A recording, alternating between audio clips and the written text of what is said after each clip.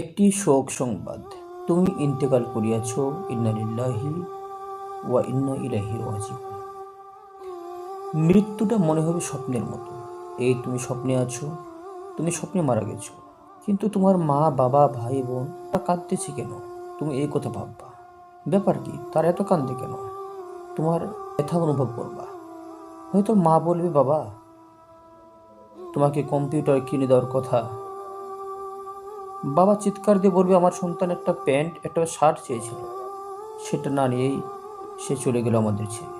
বিভিন্নভাবে তারা কাঁদবে। তুমি তখনও চিন্তা করবা আমি স্বপ্নে আছি। যখন তোমাকে তারা গোসল দিবে, তুমি তখনও চিন্তা করবা, ব্যাপার কি, আমার গোসল দিচ্ছে কেন এরা? তোমাকে নামাইছে কবরে। এবার কবর থেকে যখন তোমাকে নামিয়ে যখন সবাই চলে যাবে, তখন তোমার স্বপ্ন ভেঙে যাবে। হাত ব্যথা, পা ব্যথা, শরীর ব্যথা। ডানে আর বামে তুমি তাকিয়ে দেখবা, হায় অন্ধকার। তাহলে কি আমার স্বপ্ন না এটা? আমি কি সত্যি মারা গেছি? তখন আফসোস করবা, চোখ বেয়ে অশ্রু ঝরে পড়বে। আর তখন চিন্তা করবা, হাই একটু সময় কেন আল্লাহ তাআলাকে ডাকতে পারলাম।